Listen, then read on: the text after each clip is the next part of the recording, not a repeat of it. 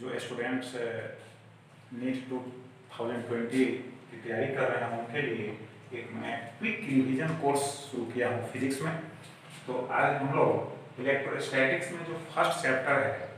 उस first chapter में हम लोग सबसे पहले देखेंगे इलेक्ट्रिक फोर्स। ठीक है, तो देखिए इलेक्ट्रिक फोर्स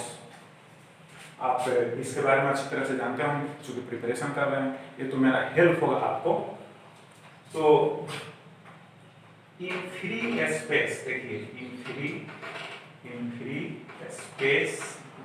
और इन वैक्यूम इलेक्ट्रिक फोर्स और coulomb force between 2 point charges is कितना होगा F is equal to K Q1 Q2 upon R square। देखो यहाँ where K is a constant है, ठीक है। K is equal to होता है 1/4 पाई एप्सिलॉन नॉट, ठीक है। और इसका जो वैल्यू होता है 9 × 10⁹ न्यूटन मीटर स्क्वायर पर कूलम्ब स्क्वायर। तो ये हो गया कांस्टेंट, यहाँ डालेंगे Q1 Q2 का वैल्यू गिवन होगा, R का वैल्यू गिवन होगा, तो कूलम्ब फोर्स और इलेक्ट्रिक फोर्स 2 पॉइंट चार्जेस के बीच में फाइंड आउट हो जाएगा। अब हम फोर्स जब निकालते हैं तो एयर में और वैक्यूम में सेम फोर्स होता है, यानी अगर हम एयर में लिखते हैं तो इन एयर आल्सो यहाँ पर होगा F is equal to K Q1 Q2 upon R square। तो एयर में उतना ही इलेक्ट्रिक फोर्स का वैल्यू होता है जितना फ्री स्पेस में होता है, लेकिन अगर हम किसी अनदर मीडियम में कूलम्ब फोर्स और इलेक्ट्रिक फोर्स फाइंड आउट करेंगे तो उसके लिए हमको क्या करना पड़ेगा, पहले डाइलेक्ट्रिक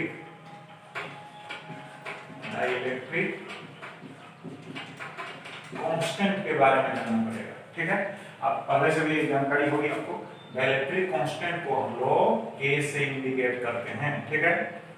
कंफ्यूज नहीं होना है, यहाँ भी K है तो यहाँ ये कांस्टेंट है ऑलरेडी, ये डाइलेक्ट्रिक कांस्टेंट है, ये इलेक्ट्रिक प्रॉपर्टी है किसी पर्टिकुलर मीडियम में, ठीक है।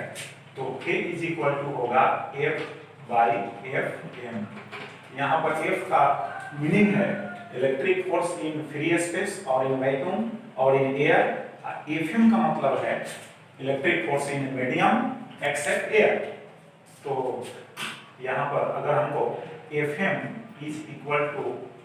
लिखे तो F और यहाँ होगा K, और K का वैल्यू ऑलवेज ग्रेटर देन होता है 1, ठीक है। तो इस फॉर्मूला के आधार पर किसी मीडियम में हम फाइंड आउट कर सकते हैं इलेक्ट्रिक फोर्स का वैल्यू। अब इसके बाद हम चलते हैं क्वेश्चन की, ठीक है। x² हो गया, पावर रिड्यूस हो गया, ठीक है। तो 3x² हो गया इनटू हो जाएगा यहाँ कितना होगा, तो r यहाँ चार्ज है और यहाँ डिस्टेंस है, ठीक है। यहाँ चार्ज है और यहाँ डिस्टेंस है, तो टाइम के रेस्पेक्ट में आप इसको डिफरेंशिएट करेंगे तो क्योंकि वहाँ पूछ रहा है रेट पूछ रहा है, टाइम के साथ उसको हमको डिफरेंशिएट करना होगा। तो यहाँ पर हमको लिखना होगा, देखिए dx/, लिखना होगा dt, ठीक है। और यहाँ पर हो जाएगा आपका 2 हो गया, यहाँ पर nx⁻n−1, यहाँ टाइम के रेस्पेक्ट में है यहाँ पर, तो हो जाएगा 2 और हो जाएगा कितना होगा 2q, पावर में से 2 पावर है उसमें से 1 सब्ट्रैक्ट कर देंगे तो कितना हो जाएगा बोलिए, यहाँ पर हो जाएगा 2q। देखिए यहाँ x है यहाँ q है, टाइम के रेस्पेक्ट में हम डिफरेंशिएट करेंगे तो यहाँ हो जाएगा, यहाँ पर हमको लिखना पड़ेगा क्योंकि टाइम के रेस्पेक्ट में कर रहे हैं तो पहले x के रेस्पेक्ट में इस फॉर्मूला को फॉलो करके यहाँ पर आ गया 3x², 3dx/dt हमको लिखना पड़ेगा। और यहाँ टाइम के रेस्पेक्ट में तो यहाँ हो जाए पहले चार्ज के रेस्पेक्ट में, उसके बाद फिर हमको लिखना पड़ेगा कितना dq/ लिखना पड़ेगा dt, ठीक है। तो ये जो dx/dt होगा तो 3x² हो गया इनटू हो गया v हो गया, ठीक है। ये हो गया वेलोसिटी। इज प्रोपोर्शनल टू कितना हो गया, ए हो गया dq बाई dt, ए हो गया dq बाई dt रेट हो गया, यानी 2q है और इनटू हो गया dq बाई है dt, ठीक है, ए हो गया रेट। यहाँ पर लिखा हुआ है, देखिए यहाँ पर लिखा हुआ है, देखो q स्क्वायर, यहाँ पर लिखा हुआ है xq लिखा हुआ है, ठीक है, 3x स्क्वायर डॉट हो गया यहाँ v हो गया, प्रोपोर्शनल टू हो गया 2q और डॉट हो गया dq बाई हो गया dt, ठीक है। अब इसको नोट कीजिए, इसके बाद फिर हम बताते हैं। स्क्वायर देखिए यहाँ पर आ गया आपका v है, तो यहाँ हो गया v इज प्रोपोर्शनल टू हो जाएगा q, तो अभी देख लीजिए यहाँ पर 3x स्क्वायर v है is proportional to 2q into dq by dt है, तो रेट जो है कांस्टेंट है, क्वेश्चन में कह रहा था एट कांस्टेंट रेट जो है चार्ज लीक हो रहा है, तो जब रेट कांस्टेंट है तो ऑलरेडी कांस्टेंट है, यहाँ 3 कांस्टेंट है, तो x स्क्वायर इनटू v तो रहेगा ही, इज प्रोपोर्शनल टू क्या हो गया q, ठीक है, तो यहाँ हो गया q हो गया, ठीक। फर्स्ट यहाँ पर आप देखिए xq इज प्रोपोर्शनल टू है q स्क्वायर, तो यहाँ से हम q को अगर फाइंड आउट करते हैं तो q को जब यहाँ से हम फाइंड आउट करेंगे तो कितना हो जाएगा, बोलिए 3/2 x टू द पावर 3/2 के प्रोपोर्शनल हो जाएगा। देखिए x is proportional to q square है, तो q को फाइंड आउट करेंगे, ठीक है, q को अगर हम फाइंड आउट करते हैं, ठीक है, तो ये q डिपेंड करेगा इस पर x के पावर पर, ठीक है, तो q is proportional to x to the power 3/2 हो जाएगा, तो देयरफॉर x स्क्वायर यहाँ तो भी है इज प्रोपोर्शनल टू हो जाएगा कितना, x टू द पावर 3/2, और हमको तो फाइंड आउट करना था v, तो v इज प्रोपोर्शनल टू हो जाएगा x to the power 3/2 by हो जाएगा x square, therefore v is proportional to हो जाएगा, यहाँ बेस सेम है तो पावर को हम ऐसे डिफरेंस के रूप में यूज करेंगे, तो यहाँ हो गया 2, तो v इज प्रोपोर्शनल टू हो जाएगा, कितना हो जाएगा, यहाँ x टू द पावर 3/2 है, -2 है, 2 एलसीएम लेंगे, 2 हो जाएगा कितना हो जाएगा 4 -3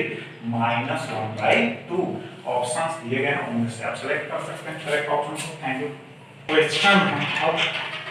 क्वेश्चन है two similar question are suspended by strings of equal length, ठीक है, the strings make an angle of 30 degree with each other, ठीक है, when suspended in a liquid of density 0.8 gram per centimeter cube, the angle remains the same, what is the dielectric constant। तो देखिए system वही है जो पहले आप देखते हैं, क्वेश्चन वही सिस्टम है, लेकिन इसको क्या करते हैं, क्वेश्चन करता है कि जब उसको किसी लिक्विड में इमर्ज करा देते हैं सिस्टम को, तो उस लिक्विड का डाइलेक्ट्रिक कांस्टेंट क्या होगा, ठीक है, तो देखिए इसको एकदम एग्जैक्ट फॉर्मूला जो ऐसे प्रोसेस से जो बनाएंगे आप, तो उसमें तो टाइम लगेगा, लेकिन एग्जैक्ट लास्ट वाला जो फॉर्मूला होगा, लास्ट जो रिजल्ट आता है, जो हम प्रोसेस से फाइंड आउट अगर करते हैं, डाइलेक्ट्रिक कांस्टेंट को फाइंड आउट करते हैं, तो लास्ट में जो रिजल्ट आता है उस रिजल्ट को हम लोग अगर यहाँ देखते हैं, ठीक है, क्या देखते हैं, उस रिजल्ट को हम लोग देखते हैं, तो देखिए यहाँ पर डाइलेक्ट्रिक कांस्टेंट आप निकालेंगे, इसका सॉल्यूशन बता रहे हैं, डाइलेक्ट्रिक कांस्टेंट जो होगा कांस्टेंट, ठीक है, डाइलेक्ट्रिक कांस्टेंट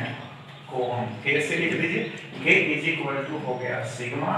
बाई हो गया सिग्मा,